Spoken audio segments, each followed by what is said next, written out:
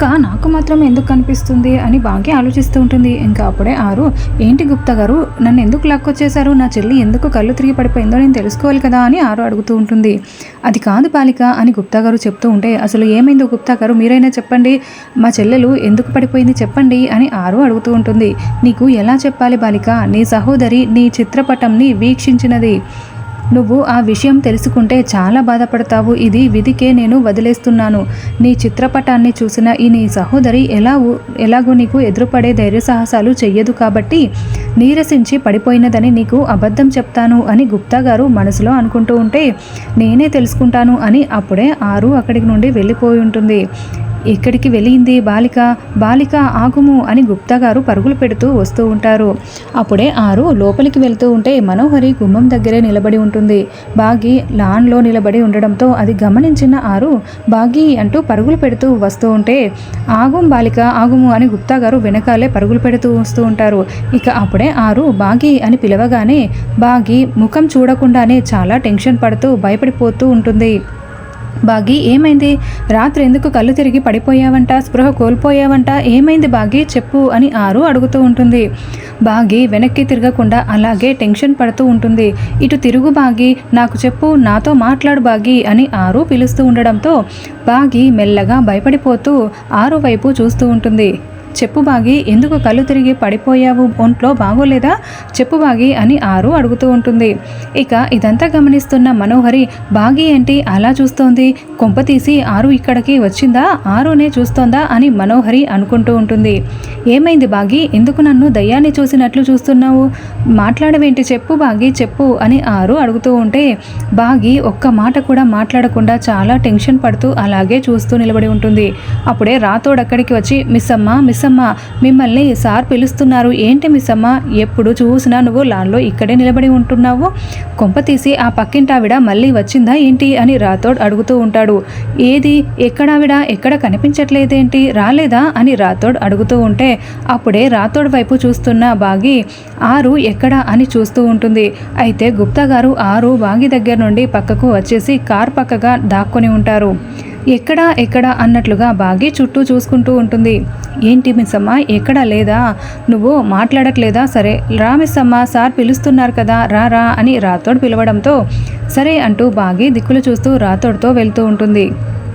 వెళ్తున్న బాగి మళ్ళీ వెనక్కి తిరిగి చూసుకుంటూ వెళ్తూ ఉంటుంది. అయితే ఆరు దాక్కుని ఉండడంతో కనపడదు.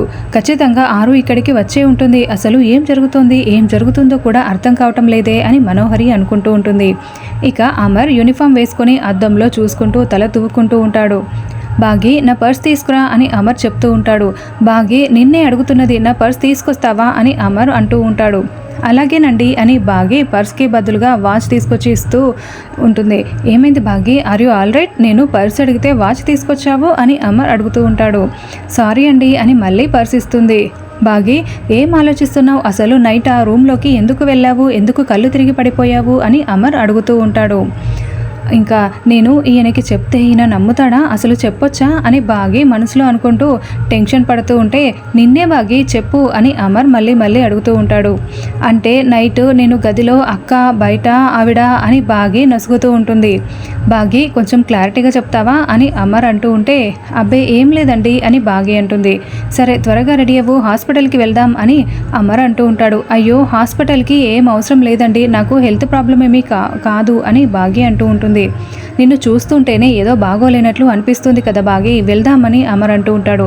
అబ్బే ఏం అవసరం లేదండి అని బాగి చెప్తుంది. సరే బాగి నేను ఇప్పుడు ఆఫీస్కి వెళ్తున్నాను, ఈవినింగ్ కూడా ఇలాగే ఉంటే అప్పుడు హాస్పిటల్కి వెళ్దాం, టేక్ కేర్ అని బాగి భుజం తట్టి మరి అమర్ బయలుదేరి వెళ్ళిపోతాడు. ఇక బాగి ఆలోచిస్తూ ఉంటుంది. తర్వాత ఆరు గుప్తా గారు, అసలు నా చెల్లి బాగి ఎందుకు స్పృహ కోల్పోయింది, అసలు నన్ను చూసి చాలా భయపడుతూ ఉంది, ఇంతకు ముందులా నవ్వుతూ అస్సలు మాట్లాడట్లేదు, ఏమైంది గుప్తా గారు చెప్తారా లేదా అని ఆరు నిలదీస్తూ ఉంటుంది. మీ సహోదరికి ఏమీ కాలేదు బాలిక అని గుప్తా గారు అంటూ ఉంటారు. లేదు బాగి ఎందుకో నన్ను చూసి చాలా భయపడుతుంది, మీరు కూడా నిన్నటి నుండి చాలా కంగారు పడుతున్నారు, చెప్పమంటే నిన్నటి నుండి కూడా ఇదే చెప్తున్నారు, ఎందుకు గుప్తా గారు మాయా దర్పణంలో అసలు ఏం చూశారో చెప్పండి ప్లీజ్ అని ఆరు ఎంత వేడుకుంటున్నా కూడా మా వల్ల కాదు, మేము చెప్పలేని పరిస్థితి అని గుప్తా గారు మనసులో అనుకుంటూ పైకి మాత్రం ఏమీ లేదు అని చెప్తూ ఉంటారు. భాగ్యని అడుగుదామనుకుంటే లోపలికి వెళ్ళిపోయింది. అబ్బా నా తల బద్దలవుతోంది అని ఆరు అంటూ ఉంటుంది. చూడు బాలిక, ఎంత త్వరగా నీ అస్థికలు గంగలో కలిపితే నీ ఉత్తర క్రియలు పూర్తయిపోతాయి. నువ్వు మరుజన్మ ఎత్తాలి, మా లోకమునకి వెళ్ళాలి అని గుప్తా గారు చెప్తూ ఉంటే, అంతేలేండి గుప్తా గారు, మమ్మల్ని అర్థాంతరంగా పైకి తీసుకువెళ్తారు, మా బాధల్ని మీరు అస్సలు పట్టించుకోరు అని ఆరు అంటూ ఉంటుంది. చూడు బాలిక, చిరిగిపోయిన వస్త్రాల్ని పక్కన వేసేసి కొత్త బట్టలు ఎలా వేసుకుంటారో అలాగే ఒక జన్మ అయిపోయిన తర్వాత మరో జన్మ ఎత్తాలి. అది మేము మధ్యవర్తిత్వము జరుపుతూ ఉంటాము అని గుప్తా గారు చెప్తూ ఉంటారు. ఇలాంటి నీతులకేం తక్కువ లేదులే అని ఆరు అంటూ ఉంటే అప్పుడే మనోహరి కారులో బయలుదేరుతూ ఉంటుంది. అసలు ఇదెక్కడికి వెళ్తోంది? నా చెల్లి బాగి ఏమో భయంగా చూస్తోంది, మీరేమో అసలు టెన్షన్ పడుతున్నారు, అసలు నాకేమీ అర్థం కావటం లేదు అని ఆరు టెన్షన్ పడుతూ ఉంటుంది. తర్వాత మనోహరి రణవీర్ ఇంటికి వచ్చి వాటర్ తాగుతూ ఉంటుంది స్పీడ్గా. ఏమైంది మనోహరి, బాగి అమర్కి నిజం చెప్పేసిందా అని రణవీర్ అడుగుతూ ఉంటాడు. లేదు, చెప్పి ఉన్నా బాగుండేది అని మనోహరి అంటుంది. అదేంటి మనోహరి, చెప్పేస్తే నీ పని క్లోజ్ కదా, ఇప్పుడు నువ్వు సేఫే కదా అని రణవీర్ అంటే, అయ్యో ఆ బాగి రాత్రి ఫోటో చూసింది, ఉదయం అరుంధతి ఆత్మని లాన్లో చూసేసింది, అయినా నోరు విప్పడం లేదు. అమర్ ఎంత అడిగినా కూడా ఏం లేదు అనే చెప్తుంది. నాకు టెన్షన్తో ఎక్కడ హార్ట్ అటాక్ వచ్చి పోతానోనని నేను ఇక్కడికి వచ్చాను తెలుసా అని మనోహరి అంటే, ఒకవేళ బాగి నిజం చెప్తే అమర్ నమ్ముతాడా అని రణవీర్ అడుగుతూ ఉంటాడు. ఆల్రెడీ అమర్కి అరుంధతి ఆత్మ అక్కడక్కడే తిరుగుతుందని ఒక స్వామీజీ చెప్పారు, ఇప్పుడు బాగి చెప్తే ఖచ్చితంగా నమ్ముతాడు అని మనోహరి చెప్తూ ఉంటుంది. అప్పుడు నా గురించిన నిజాలన్నీ కూడా బయటికి వచ్చేస్తాయి, అందుకే నేను ఇలా చచ్చిపోతున్నాను టెన్షన్తో అని మనోహరి అంటూ ఉంటే, ఒకవేళ అరుంధతి ఆత్మ చెప్పేదే అయితే ఎప్పుడో చెప్పేసి ఉండేది కదా మనోహరి, ఎందుకంటే అరుంధతి ఆత్మకి చాలా శక్తులు ఉన్నాయి. కాల, చెంబ, ఘోర లాంటి పెద్ద పెద్ద వాళ్ళనే అరుంధతి ఆత్మ తిప్పికొట్టింది. ఇప్పటి వరకు నిజం చెప్పలేదంటే ఏదో పెద్ద బలమైన కారణమే అయి ఉంటుంది అని రణవీర్ అంటూ ఉంటే, ఆ కారణం ఏంటన్నది మనం తెలుసుకోవాలి, అప్పుడు నేను ఇంకా సేఫ్గా ఉండొచ్చు అని మనోహరి అంటూ ఉంటుంది. కొన్ని తెలియని కారణాలని కాలానికే వదిలేయాలి మనోహరి అని రణవీర్ అంటూ ఉంటాడు.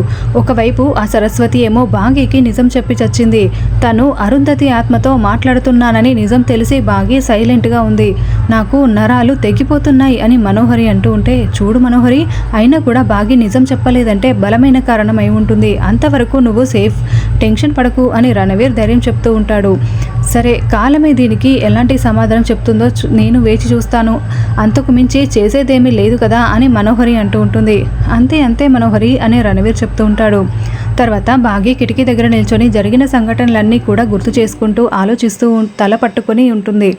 అప్పుడే ఎవరో వెనుక వైపు నుండి వచ్చి పిలవగానే బాగి చాలా గట్టిగా కేకలు పెడుతూ ఉంటుంది, చెవులు మూసుకొని ఉంటూ ఉంటుంది.